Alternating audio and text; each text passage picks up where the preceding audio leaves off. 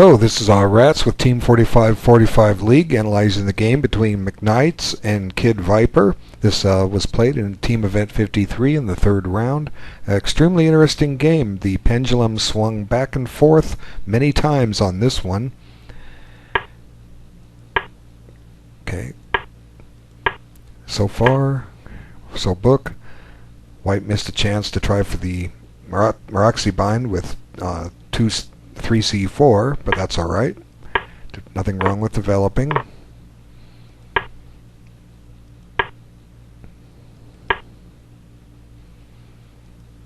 Okay, so black uses the theme knight g4 here, which is coming up in just a moment, which is common to do. Chase that bishop out of there. And white's got to be very careful here. Certain things could go wrong in a hurry. For instance, the bishop can't move. It's kind of stuck there. And you can't conveniently guard it with a rook or a queen because black will take it, and then c6 is hanging. And if white can eliminate some of those problems by giving up the bishop pair, but why do that if you have to? So, or take the other way. There's all kinds of complications in here, and I'm not going to say which is best or so forth. I'm just showing that there's possibilities to avoid some of these complications. And knight d5 just doesn't quite seem right. I don't know. But what do you play? Like I say, there's some other possibilities I just said. But okay, so now white has to accept doubled pawns. And to me, when you do this in the early part of the game, you've just given a lot up, so to speak. Now, what should black do? Well, his development is behind. He doesn't have it going from on the queen side, so first thing to consider might be to play e6 and drive the knight away from d5 and then get the queen side finished. You could do that with, well, you got to be careful. Okay, e6. At least it gets control of c6 back, or c7. Drive the knight somewhere. We don't really want to go to f4. It might run into some complications with e5, which maybe white can survive. Take on c6 with one knight, but then got a couple pieces are hanging. It gets crazy. But just like I'm saying, the basic thing to start weighing your candidate moves is along this line, a6, get rid of the bishop out of there. I don't know, come back to a2. Now you can play b5, and then finally the bishop's going to get developed, and black's in the game. So, like I say, just general ideas.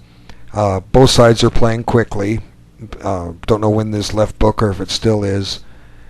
But anyway, I don't think black really has to commit to that. Like I said, try some of the other ideas I was suggesting, and just keep white with the double pawns. But he still ends up with some good play here. d4 becomes a problem, so and he's going to actually win it. So win that pawn. So maybe there was a method to this madness. Like I say, it's not really madness. I just say these things because unless you have a well thought out plan, why undouble somebody's pawns? Now, black has the bishop pair, but he's got these two guys at home. They're not in the game yet, and I love to point it out. How often do those two pieces on either side of white or black stay at home forever? Got to get them out. They're dying to participate. Okay, so here's the point of black's strategy. So it's fine. He could have left white with double pawns and continues development, but here he's after winning pawns. But one of the problems with winning pawns sometimes is if you give up too much development for it, it can mess you up, and that kind of happens a little bit. We'll see. Not yet, but in a little bit. Okay, so black has now won a pawn, and white's decided to start taking his time. And black has grabbed another pawn. Okay. And now it just seems like black is just simply winning because he just takes the rook. Now black has two rooks and 3 pawns for the queen. That's more than enough. Black is purely and quite simply winning this. Now the only thing that hurting black is that lack of development on the queen side. So we just got to solve that, and this is an easy routine win for black.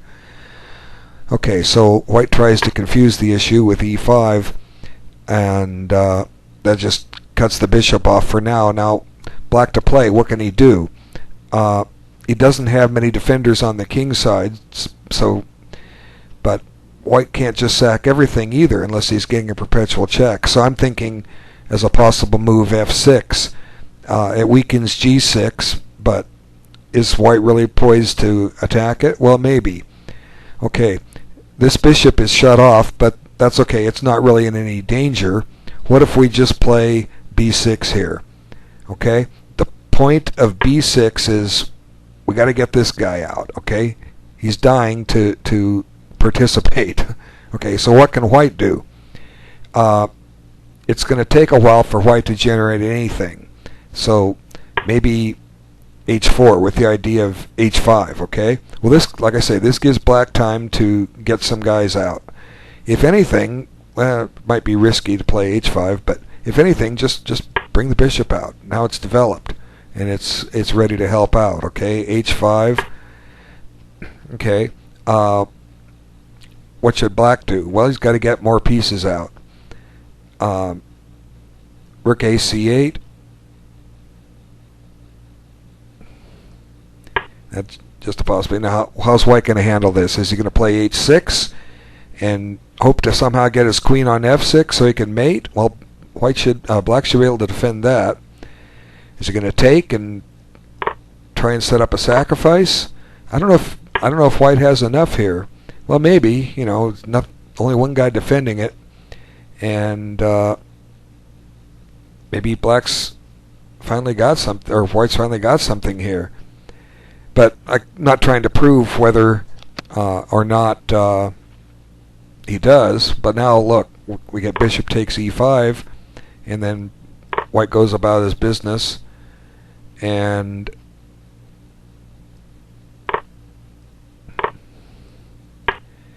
maybe the white attack has run out of steam. What does he have?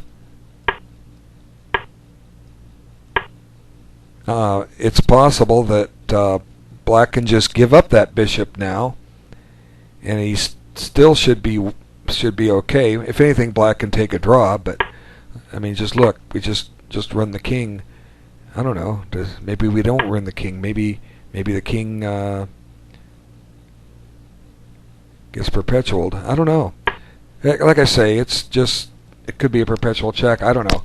I can't sit here and evaluate everything and show every possible variation and every possible thing. To do so, it would take 5 hours. These videos are designed to get the players to stop and think and come up with some stuff.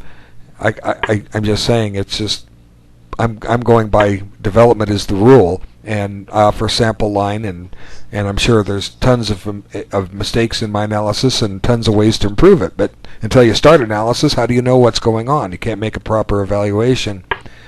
But anyway, d6, okay, it seems okay too.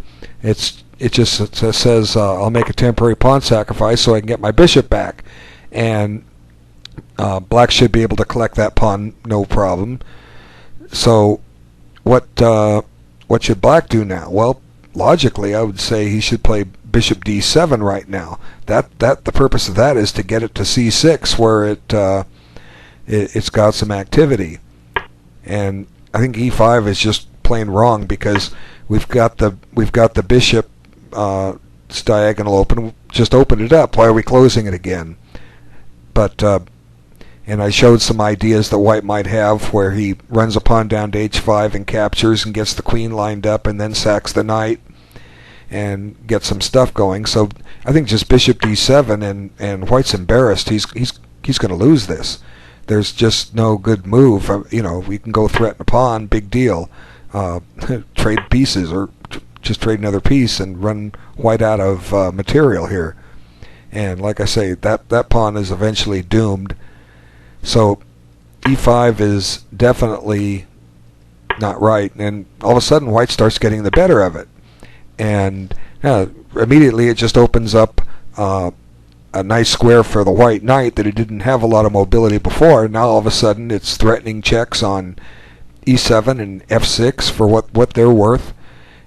Okay, so let me just back up. How much time did black spend on e5? Okay. Okay, 17. He went up.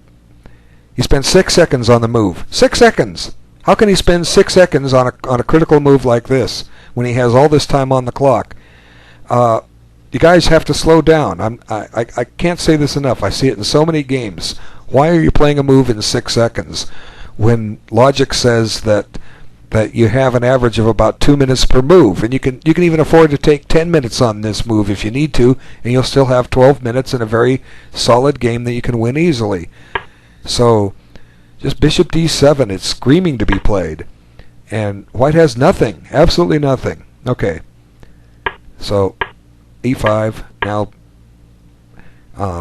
more threats come. Okay, he could have played to f1. I think that just eyeballs f6 to try to get to f6 a little quicker, but it picks up a tempo on the bishop and helps the queen get to better square.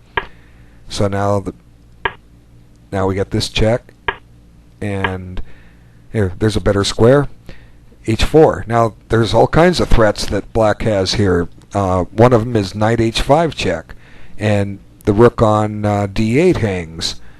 Okay, so suddenly white's got some play, and knight g4 threatens queen f6. Or you're also threatening queen takes h7. No, not quite, but you will be.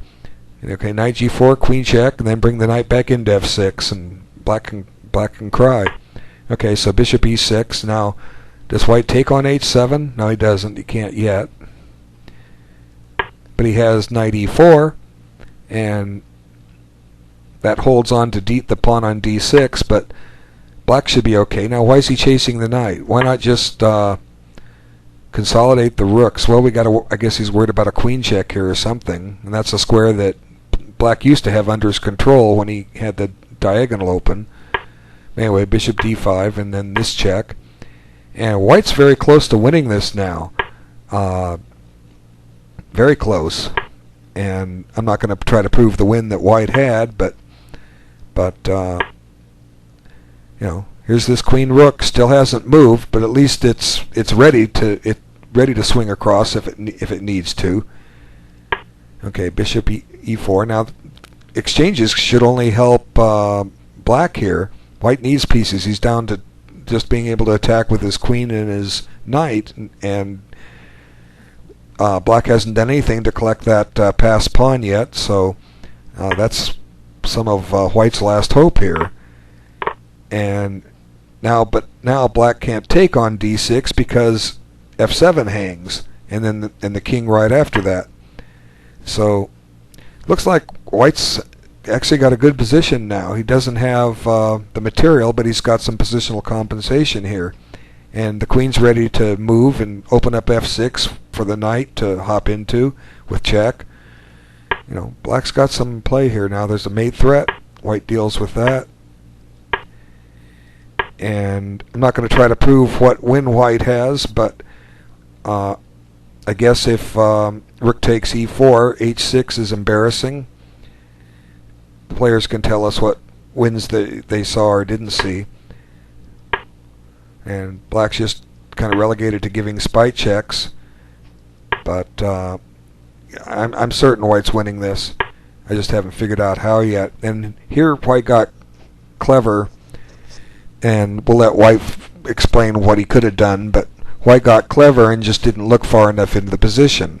And there's a little boomerang. Okay, queen e7, it makes sense. It looks like it's going to win that rook, because anyone can see if you take the queen, pawn takes queen, and black can't stop it from promoting. Nothing is lined up, but got to look deeper. There is a way to stop it, and black shows us.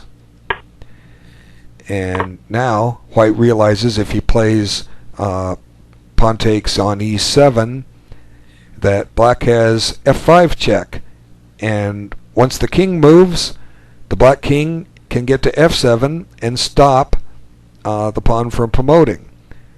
So poor white has just thrown the game away. And the game played on. It's really not important to show you the rest of the moves, but I'll just run through it. I don't know why White played on so long, but he did, and the game is just dead one for Black now. So both sides could have won. Only one side did win, and who knows what could have happened if they'd just slowed down. But I don't know. White's playing there. He gave it up. Okay, I thank everybody for their time, and I look forward to making another video for you real soon. Take care.